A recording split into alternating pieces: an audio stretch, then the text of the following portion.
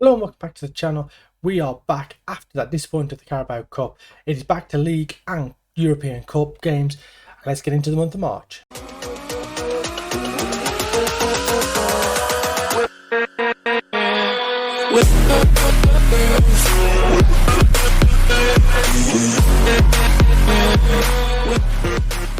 And before we get into today's episode, please leave a like on the video, subscribe to the channel, leave a comment down below, and now let's get into this month of action. So here we are then. Nothing has happened since you were last with us. That 1-1 draw against Newcastle in the cup final and the defeat on penalties. Now we go into a home match against Spurs, the first team to beat us this season in the league. We have Wadsworth in goal, Dubois, Suarez, Brunic and McMillan, Tulio in front of them, Hudson Enrique and Tunjo in the centre of midfield, Dunn on the left, Nikita Rog on the right, and Federico Perella up front. Let's go. Dubois looks like ball through for Dunn, gets there first, squares it across and he's touched away from Perella, and Dunn goes in again and he's gone down. It looks like he's going to have an injury here. Ryan Dunn is out of action. We're going to bring Anthony Russell on for him now for the remaining 80 minutes. Strujic into Topsu, Strujic again, Zakarian, Ilic, back to Ramirez. Can we put the pressure on them deep? We can't. Into Flavio Jose. Flavio Jose now back heel to Adai. Adai into Flavio Jose. 1-on-1 with the goalkeeper and he's hit the post. Hudson Enrique now back to Tulio. All the way back to Suarez and Hudson Enrique receives it back. Russell into Dubois. Looks like a switch ball over to Tunjo. Can he get there first? He does get there first. Needs to get the ball into the box. Into Rog. Square to Perilla. It's blocked once again. Sorry, ball up top for Dobry. 1-on-1. He's gone round the goalkeeper and Miss Dobry gets the opening goal of the game. 35 minutes on the clock. There's a ball over the top and he's just touched it wide of Wadsworth. Put it into an empty net and it is 1-0 to Spurs. Down the right hand side, Adai laid it back to Ilic. He's ball into Sanjario. Zakarian then just can chip it over the top. Dobre took it down, took a touch wide of the goalkeeper and puts it into the bottom corner, in off the post. 1-0. We're going straight from the kickoff here now as Tulio goes into Suarez and now to Dubois on the left hand side. Russell back in field to Tulio. I have noticed, by the way, their goalkeeper is Marcelo Formasano. As that ball goes into Russell 1-on-1. Formasano gets down, saves it, hangs on to it. And that's something he wasn't doing for us. Great chance for us there. We're ahead on XG, but Spurs have the only goal of the game as it looks like it's going to be 1-0 going into half time. Although there is probably going to be a chance out of this highlight. Ball looks long and Suarez can mop up and deal with it into McMillan. Brunic now has to go back to Wadsworth. Short into Suarez. And Wadsworth chips it out to the left hand side and Dubois. Dubois now runs past his man. Infield to Enrique. Ball over the top. Can Tunjo get there? I thought he was going to touch it past Struick. He just got dispossessed and a bit of pressure there and Formasano just hits it straight to McMillan, thinking he's still a Villa player. I think Russell, and that ball is cut out before it gets to him. But he wins it back. Tunja, Perilla into Russell, got to find a ball across the box, does for Perilla and he's missed the target. Adai with his free kick puts the ball in and headed over the bar. Ball between Suarez with a flicker and Werison tapped it in at the far post. That's going to be checked though. And it counts. It's 1-1. 18 minutes to play. Nikita Rog with the ball in. Suarez flicked it on. And Jose Werison at the far stick off the bench makes it 1-1. Now counter-attack is on for Spurs. Ball over top. Bruni gets his chest in the way, but Dobre intercepts. Ilic now looks long. Zakarian's going to try and get there, but McMillan gets there first. And Wadsworth looks short into Dubois. Neto looks long quickly. And Perilla's in behind. And Perilla's 1-on-1. A great chance. And Federico Perilla puts it under Peter Marcelo Formasano, sorry, I got the goalkeepers mixed up. And it's 2-1 with 7 minutes to play. And that's the Marcelo Formasano we remember from our place. Long ball, fired over the top by Neto. And Perilla in between the two centre-backs, gets onto it, inside left channel, and just puts it under the goalkeeper. Probably should have got down better than he did. It's 2-1, 6.5 minutes left to play. 2-1 victory here at home. Comeback victory as well. After Mies Dobry gave them the lead in 36 minutes. 2 goals on the 73rd and the 84th minute gave us a 2-1 victory. Great performance. Always ahead in terms of XG, as you can see here. Always ahead. And those 2 goals at the end taking us well clear of Spurs. 3.59 XG, 15 shots, 9 on target. And we have done a fantastic job here to beat Spurs. And the league table after that win, second place, 4 points ahead of Manchester City. We have a 7-point lead over 5th place Arsenal. We're getting closer and closer to securing a Champions League spot. 17 points behind Liverpool. We were unbeaten this season. I mean, if you look, we're one of the only 3 teams that took points off them. Us, Blackburn and Newcastle, the only teams to take points off them. They have absolutely stormed away with it. We got into second quite early on in the season. We've stuck there ever since. And hopefully we can continue to move that gap on. I didn't show you at the start of the episode. We have a double header against Sparta Prague. Sandwiched in between that, we have the game against Everton. And then to finish off the month of March, we have a game at home against Leicester. And then hopefully we can have, realistically, we want 5 wins by the end of that now, through in the Europa League and more wins in the Premier League, which can pull us further ahead. Obviously, we've got tough games. We've got Man City, Arsenal, Chelsea, a tough run there in the middle of April, along with hopefully some more European fixtures. So it's going to be a tough couple of months now for us, juggling Europe and the league, but hopefully we can do it and we can get ourselves into a good position for the Champions League next season. Here we are, we've travelled to Prague for the first leg of this game as Carabao gives it to Quebec. Now, one thing we really need to figure out as we go through the season now is we're in a lot of debt at this club. I think we're in 90 to 100 million pounds of debt as Wadsworth picks that ball up, gives it to Bruni. Now, Champions League qualification, a high second place Premier League finish will give us a lot of money. Obviously the TV rights and then the money for being in the group stages of the Champions League, so on and so forth. So that's ball squared to Tunjo and he's straight at Skoda. So we need to really be looking at, if we don't get the money, if we have a season in the Champions League next year and we do particularly well, and the season after that we don't get a good enough budget to be able to take this team on, because this team, for as good as it's been, we're probably 2 or 3 players short of being a proper title challenging side. As you can see, Liverpool have won 25 of their 28 games this season. So that ball goes into Rogner, squares it across. Perilla takes a deflection. It's ended up in the back of the net. Federico Perilla, his 30th goal of the season. His shot was blocked. It looped up and somehow just found its way across the line. McMillan with the ball down the line for Nikita Raj. Takes a touch, gets it across. Perilla's shot, I think he hit the knee of the defender. It just seemed to take an age to just drop over the line. 1-0. And like I said, if we don't get the budgets going into not next season, the season after next, especially after we've had 1 year in the Champions League, well, fingers crossed that we've had 1 year in the Champions League, then it might be time to look at going to a different club, because a season in the Champions League, especially if we get out the group stages, especially if we make the knockout stages, it puts us in such a good position as a manager that we can't afford 2 seasons with no budget to be able to buy no one. Because this side is good and some of the players are going to get better and better, but we need the improvements there. We need the depth as well. Tunjo gives it back to Dubois now. Back to Tunjo again. Tulio, back to McMillan. Can he find room to get the ball into the box? He can't. It's a poor ball, and Kaplan can give it back to Skoda, and he fires it long. But Dubois wins ahead of Kozel. Back to Tunjo. Over the top. Roach takes it down, puts it under the goalkeeper, and it's cleared off the line. Brilliantly done. But yeah, so 2 seasons to not strengthen this side, not get more players, more depth, as you've seen throughout this season. We've really struggled when our fullbacks have been struggling. Our fullbacks are expected to do a lot of work in this side, and we haven't had the players to be able to rotate them as much as we would like.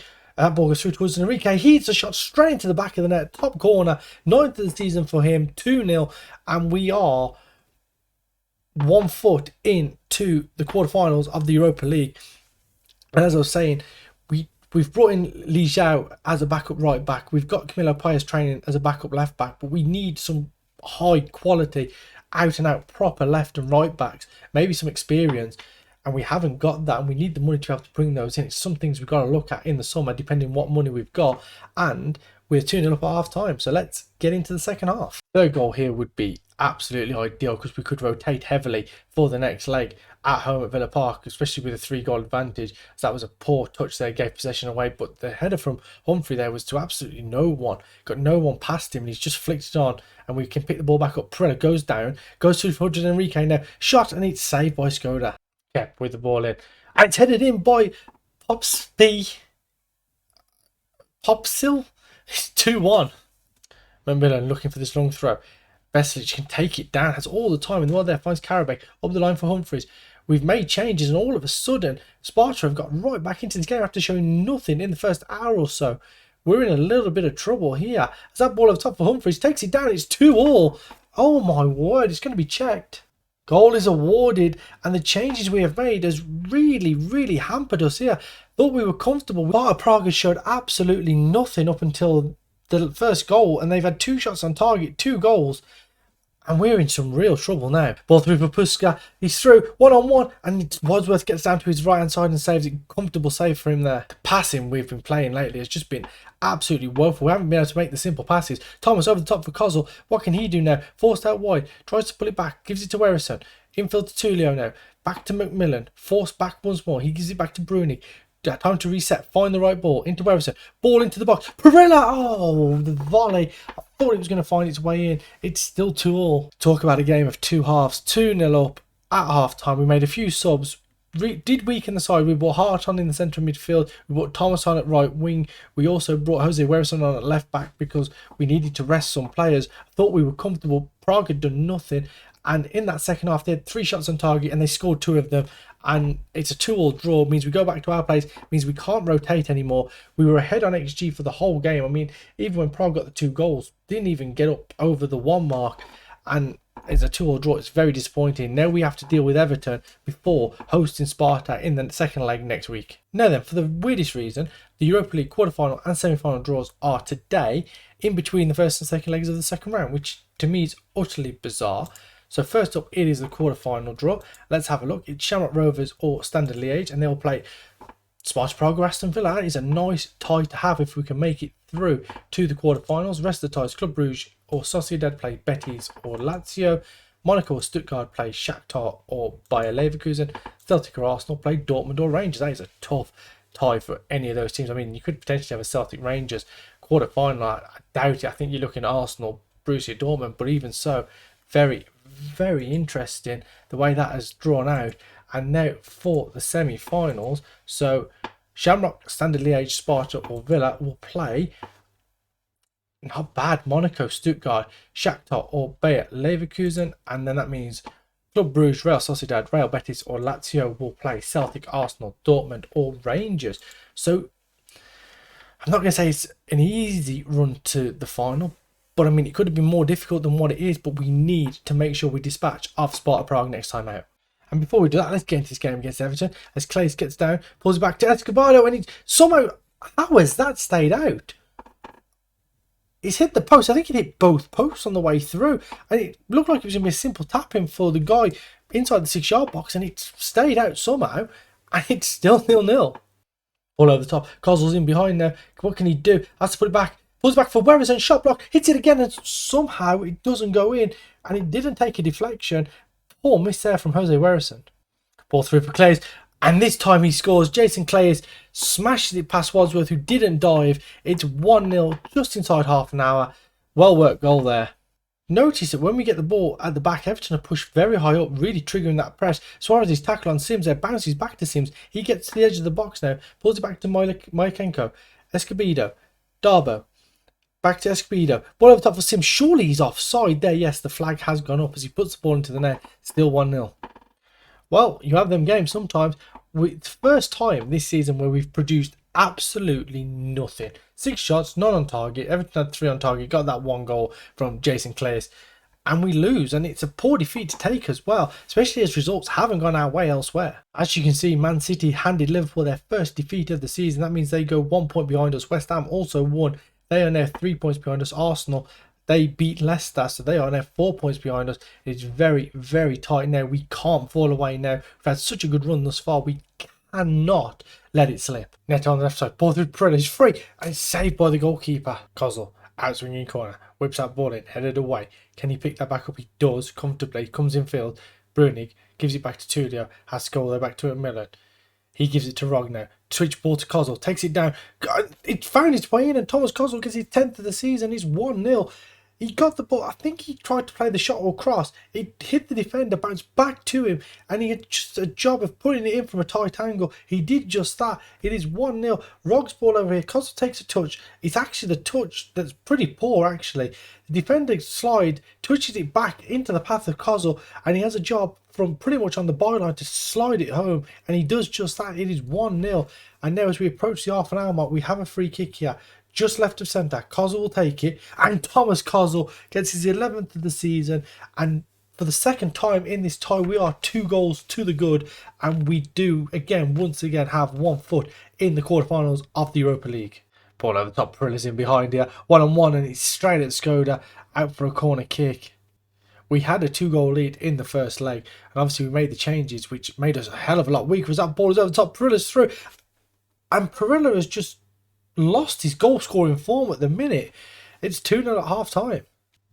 Ball for Tunjo, who's in behind. Tunjo chips it over the goalkeeper and sealed our place in the quarterfinals of the Europa League. It's Aston Villa 3, Sparta Prague 0. The ball through for Wubashet Tunjo. He ran through one-on-one with the goalkeeper. It was Jamie Brown. No, it wasn't. It was Federico Pereira, sorry, with the ball. Killer ball. Tunjo with the touch. Set himself. And that is a lovely chip. Defender couldn't get back in time. 3-0, 20 minutes to play. So after coming back from 2 goals down in the first leg, Sparta Prague couldn't do the same today. 2-0 down they were in the first half an hour. They come back into it a little bit in the second half, but Wubashet Tunjo sealed the game 3-0. We are through to the quarterfinals, and let's see who we're going to get. So we get Standard Liège. They beat Shamrock Rovers 4-2 on the night, 5-3 on aggregate after a 1-1 draw in Ireland. 4-2 Standard Liège won. And that's where we go next. Youth intake time. It is an average intake 3-star. If just looking down, we have 1 5-star ball winning midfielder, central midfielder, Eric Fowler. 1.5-star current ability, 5-star potential ability. Let's have a look at him. Something that we play regularly. Let's have a look at a central midfielder on attack. First touch is decent. Long shots decent. Passing is very good. Tackling technique are decent. Anticipation, composure needs improving. So does the acceleration. Stamina's 13.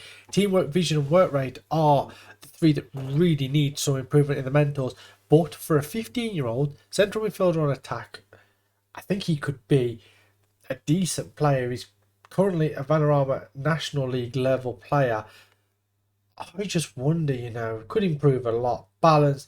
He has got a balanced personality, comes deep to get the ball, tries long range passes, likes the ball played into feed, and he's a leader as well. Very, very interesting. We have to keep an eye on him. The only other 2 of any note are Geralt Lewis, who is a striker, pressing forward. He has 8 finishing. I mean, if we just look at him as an advanced forward, which is what we play, dribbling and first touch are very good.